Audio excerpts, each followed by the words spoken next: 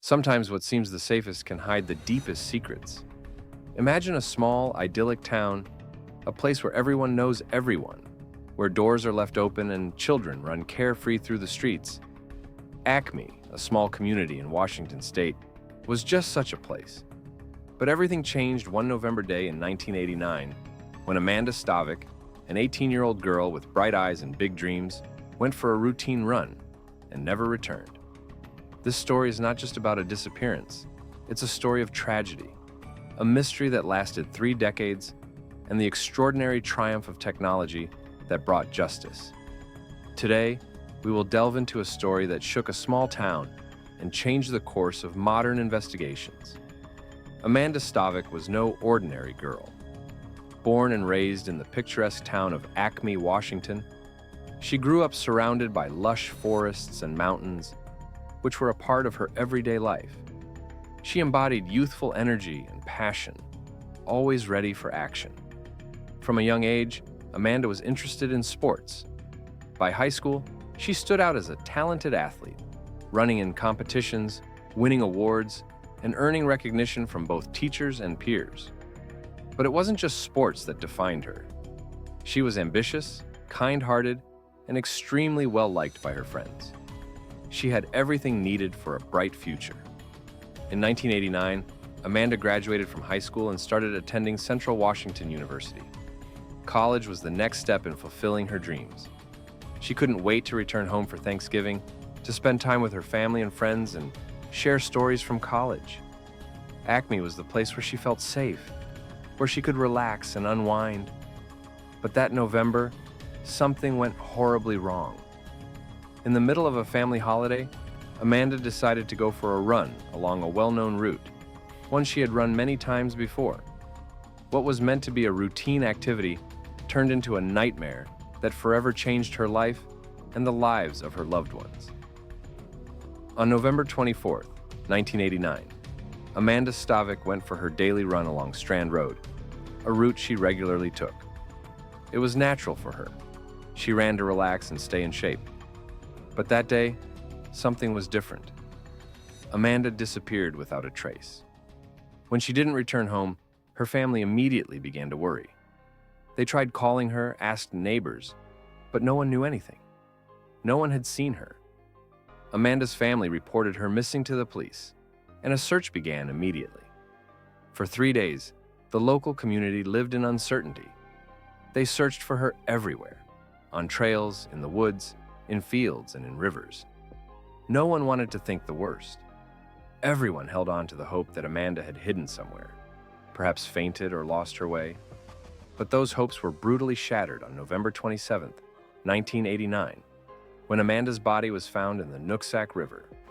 Her lifeless body floating in the water was proof that she had fallen victim to a horrific crime. Investigators quickly determined that she had been raped and murdered. From that moment on, what had been a personal tragedy for the Stavik family also became a shock to the entire Acme community.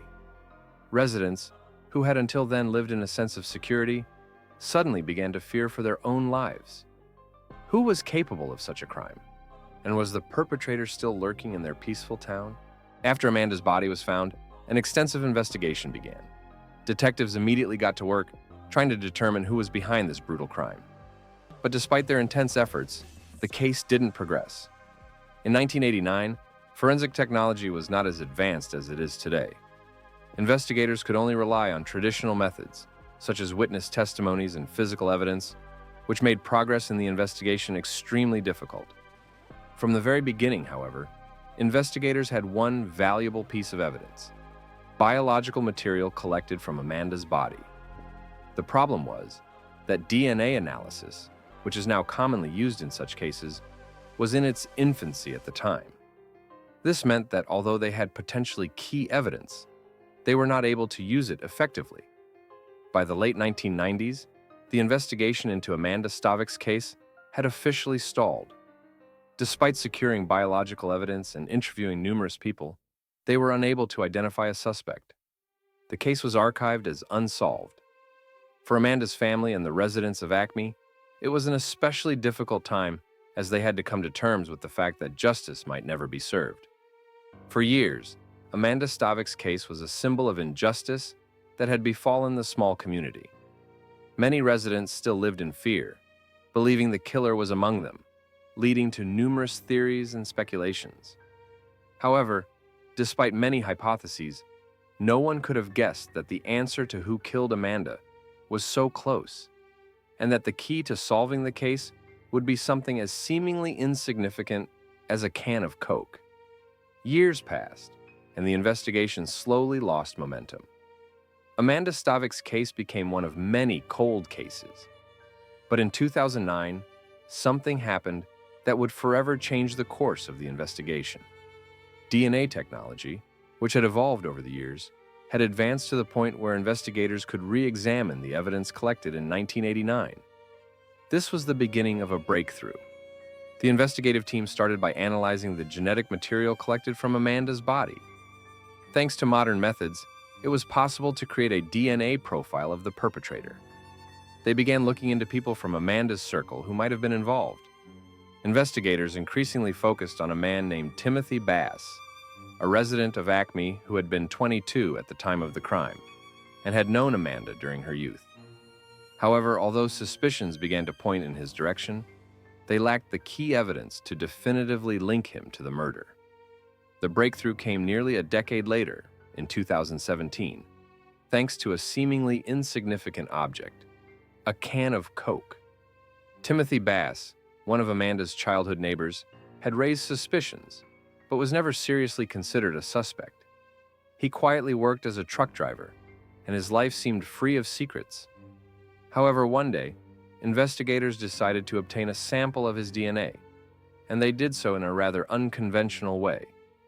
During the investigation, a co-worker of Bass, familiar with his habits, provided the police with a can of Coke that Bass had discarded after work. DNA traces found on that can were compared with the biological material from Amanda's body, and they were a match. Timothy Bass's DNA matched the profile of the perpetrator. The can of Coke became the key piece of evidence that linked Bass to the brutal murder that had taken place nearly 30 years earlier. Investigators finally had the evidence they had been waiting for decades. It was thanks to this seemingly random can that they were able to arrest the man responsible for Amanda's death. The arrest, which took place nearly 30 years after the murder, was like a lightning strike on a quiet night. In 2017, investigators obtained breakthrough evidence that linked Timothy Bass to the crime scene. Bass had been Amanda's neighbor and had known her for years, but he had never been in the circle of suspects. Only the DNA analysis from the genetic material he left on a can of Coke at work allowed the police to gather the evidence they needed. When Bass's DNA was matched with the material from Amanda's body, there were no doubts left. Timothy Bass was arrested on December 12, 2017. His arrest stirred up enormous emotions, not only among the victim's family, but also throughout the local community. After years of frustration and uncertainty, there was finally hope for justice. However, Bass denied everything. He claimed that he knew Amanda and that their sexual contact was consensual. His defense aimed to convince the jury that everything that happened that day was agreed upon by both parties. But the evidence collected by investigators was too strong to believe these explanations. Timothy Bass's trial began in May 2019. The prosecution presented clear evidence, including a detailed DNA analysis that directly connected him to the crime scene. Other evidence was also presented, showing that Bass had evaded responsibility for years, hiding his actions. The defense tried to undermine the credibility of the evidence, suggesting that the DNA could have been there by chance. However, the jury had no doubts. On September 17, 2019, Timothy Bass was found guilty of Amanda Stavik's murder. The judge sentenced him to life imprisonment without the possibility of parole. For Amanda's family and the entire Acme community, the verdict brought relief. After nearly 3 decades of suffering, they were finally able to bring the man responsible for the young girl's death to justice. But even despite this, Amanda's case left deep scars that will never fully heal. Amanda Stavik's case also brought significant changes to criminal investigations. Her case became an example of how DNA technology can lead to the resolution of even the oldest cases.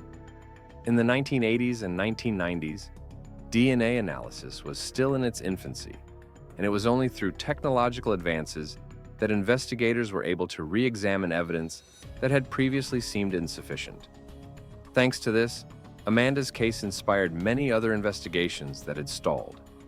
It became a symbol of hope for the families of victims who have been waiting for justice for years. It's also an example for law enforcement to never give up on seeking the truth, even when it seems like all paths lead to nowhere. Thank you for joining us on this journey through one of the most intriguing and tragic cases in criminal history. Remember to subscribe to the channel if you want to hear more stories like this.